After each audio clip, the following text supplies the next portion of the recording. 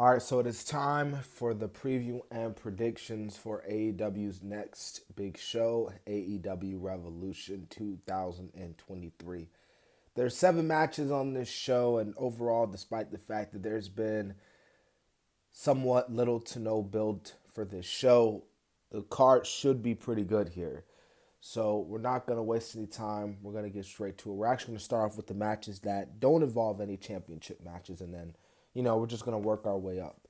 Chris Jericho and Ricky Starks. Now, this match, I'm not going to lie to you, is a little bit unnecessary because Ricky Starks defeated Chris Jericho. So why does Ricky Starks all of a sudden want to go at Chris Jericho again? You know what I'm saying? Let alone Chris Jericho wanting to go after Ricky Starks. And honestly, I think what needs to happen here, I think Ricky Starks needs to beat Chris Jericho again. Fully establish that, hey, Ricky Starks is the guy and is going to be one of the main guys AEW wants to focus on. So Ricky Starks, I feel like, should pick up the win and will get the win over Chris Jericho. We have a Texas death match between Jon Moxley and Hangman Adam Page. Yeah, these guys are going at it for what will be the third and final time. We know how this feud started, and honestly, I feel like this feud is going to end with Hangman going over. I said in my last Dynamite review, but the BCC have been acting very heelish lately. Jon Moxley is, well, none included.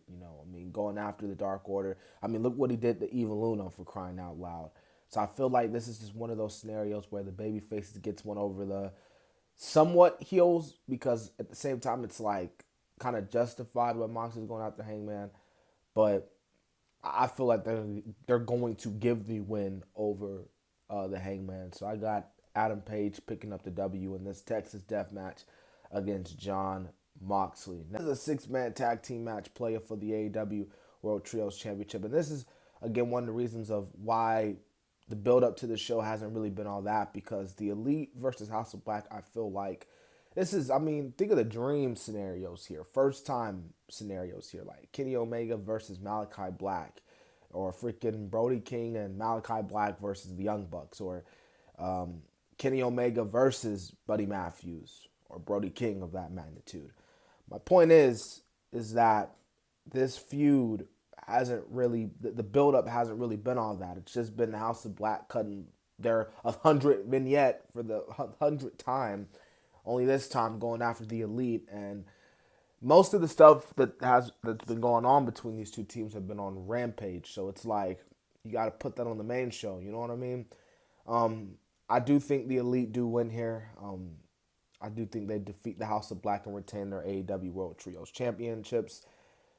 But hey, it would be a surprise for me if House of Black were to pick up the win, but I am predicting that the Elite pick up the win. A 3-way dance for the AEW Women's World Championship. Jamie Hayter versus Saraya versus Ruby Soho. It makes logical reasoning as to why Ruby Soho is in this match. She's won all her matches since she's come back. It's rightfully earned, rightfully deserved that she faced Jamie Hayter. So why is it, in the same sense that I say that, we're putting Saraya in this match? Saraya, this heel turn hasn't been all that. It really hasn't. They're trying so hard to make Saraya look intimidating. She's not winning this match. She's probably, hell, it won't even surprise me if she doesn't even take the pin. Ruby's probably going to take the pin. My point being is this. Jamie Hayter, despite all this, she is going to retain her AEW Women's World Championship. She will retain her title. I don't see Jamie losing her title anytime soon. I don't see her losing it to Ruby. I sure as hell don't see her losing it to Saraya. So I think Jamie Hayter retains her title here. The AEW TNT Championship, we have Samoa Joe versus Wardlow. Like, Wardlow winning here would be kind of weak, to be honest with you. Like, not enough excitement, if you know what I mean. Plus, his last TNT title reign wasn't really all that. But then again, that's AEW booking for you in some cases, shape, or form. But I think they're going to have Samoa Joe go over here. I think he's going to retain his title. And it should be an okay one between these two. But I think they're going to have the King of Television go over. Fatal 4-way tag team match playa for the AEW World Tag Team Championships. We have the Guns versus the Acclaim versus Jay Lethal and Jeff Jarrett versus the Casino Tag Team Royale winners. Now, obviously, this video is coming out on Sunday, even though I'm actually pre-recording this on a Saturday.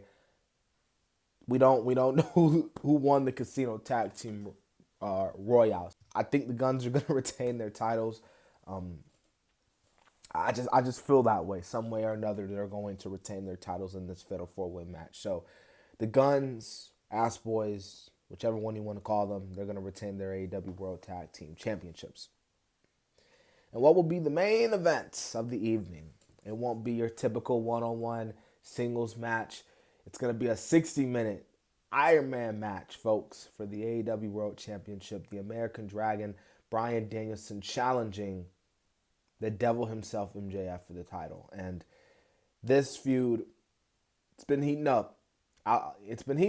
You know, Danielson wants to get his hands on MJF. MJF wants to get his hands on BRYAN Danielson.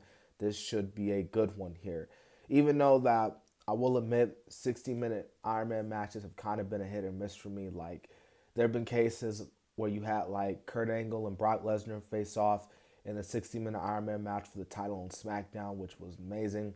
But then you have matches like Shawn Michaels versus freaking Bret Hart, which, no offense to those two legends, but the match, it wasn't the greatest. It wasn't a bad match, but it wasn't like the greatest thing in the world. You know what I'm saying? So Iron Man matches have always kind of been a hit or miss for me. And I can't really tell you if this was a hit or a miss until after the conclusion of this title match next Sunday night. But I will tell you this, who I think is going to win the match. I feel like they're going to have MJF go over here. Might even do a last-second thing where they have Danielson try his hardest, like he has MJF in the, in the LeBell lock, and MJF taps out before Bryan can get the fall, time runs out. They could do something like that. Or something, I don't know, but I think MJF retains his title some way or another. I do think he goes the distance. He finds some way to survive the 60-minute, and he beats Danielson. So, yeah. And with that being said, that has been my official predictions for AEW Revolution 2023. Let me know in the comment section, who do you think is going to win, who do you think is going to come out the winners in this match, losers, who's going to win their titles, retain the titles, what's going to happen, any surprises, who knows? Let me know in the comments section. And also remember to like, comment, and subscribe as well. This has been the Kid DC Wrestling. And so, yeah.